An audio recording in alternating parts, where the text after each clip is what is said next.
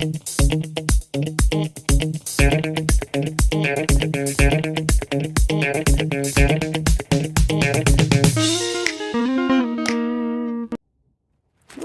hi.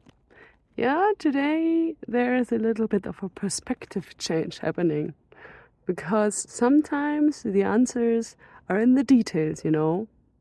Will it be the case for the next question? Let's see.